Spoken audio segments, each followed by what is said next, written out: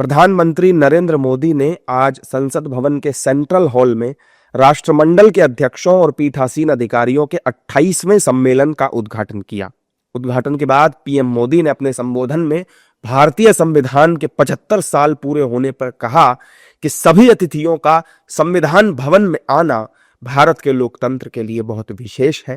PM Modi ने central hall का इतिहास बताया और कहा कि आजादी के 75 साल तक ये भारत की संसद रही थी। फ्रेंड्स, जिस स्थान पर आप सभी बैठे हैं वो भारत की डेमोक्रेटिक जर्नी का बहुत ही महत्वपूर्ण स्थान है।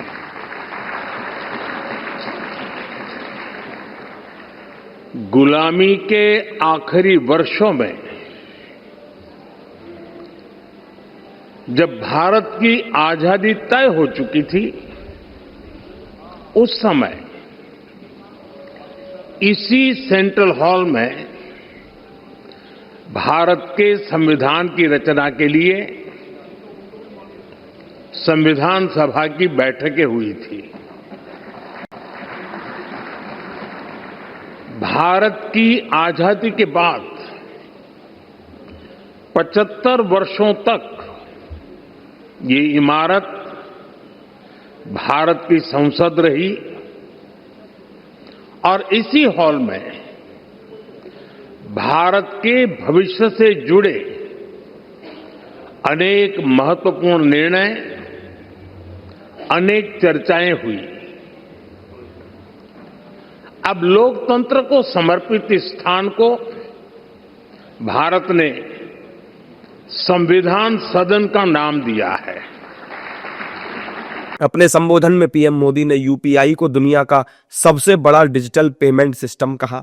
उन्होंने vaccine, steel, startup, aviation, rail network, metro rail network, दुग्ध उत्पादन जैसी उपलब्धियों को भी गिनाया।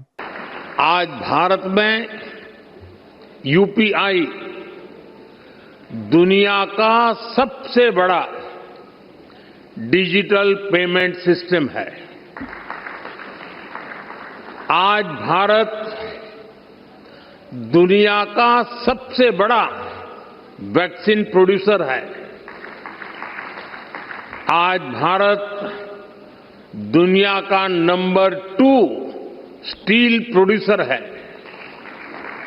आज भारत में दुनिया का तीसरा सबसे बड़ा स्टार्टअप इकोसिस्टम है।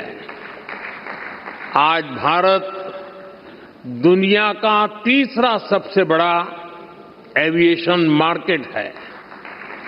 आज भारत में दुनिया का चौथा सबसे बड़ा रेल नेटवर्क है। आज भारत में दुनिया का तीसरा सबसे बड़ा मेट्रो रेल नेटवर्क है। आज भारत दुनिया का सबसे बड़ा मिल्क प्रोड्यूसर है। आज भारत दुनिया का दूसरा सबसे बड़ा राइस प्रोड्यूसर है।